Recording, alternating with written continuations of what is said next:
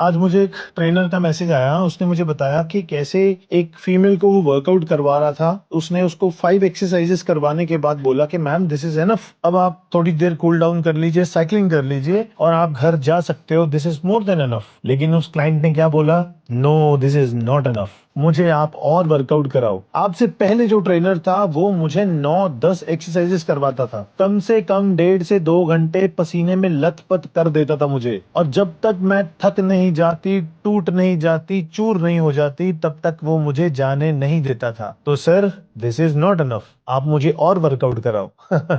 और ये लड़का मुझे मैसेज करके बता रहा है कि सर अब मैं क्या करूं। तो बात ये है कि ये सोच रखने वाले जो फीमेल क्लाइंट्स हैं, इवन सम मेल क्लाइंट्स, उनको लगता है ज्यादा पसीना जब आता है तो हमारा बहुत फैट बर्न होता है, या ज्यादा थक जब हम जाते हैं तो हमारा बहुत कैलोरीज बर्न होता है और हम बहुत ज्यादा फैट लॉस करेंगे, हम प्रोबेबली मे बी के बहुत ज्यादा मसल गेन करेंगे। But this is absolutely nonsense. आपके पसीने का आपकी फैट के साथ कोई लेना देना नहीं है। आपका बहुत ज्यादा थक जाना भी आपके फैट लॉस के साथ कोई लेना देना नहीं है। आप कितना अपने मसल को रिकवर करते हो, आपका मेटाबॉलिज्म कितना ऊपर जाता है, ये है जो आपके फैट लॉस को इन्फ्लुएंस करता है, पुश करता है। आपको समझना पड़ेगा कि जिम जाने का मकसद है पहले से ज्यादा स्ट्रांग होने की कोशिश करना, पहले से ज्यादा बेहतर परफॉर्म करने की कोशिश करना, जिसको बोलते हैं प्रोग्रेसिव ओवरलोड। और उसके बाद आप अपनी डाइट खाओगे, अच्छा प्रोटीन लोगे, कार्ब्स एंड फैट्स लोगे, so you can actually recover from the workout.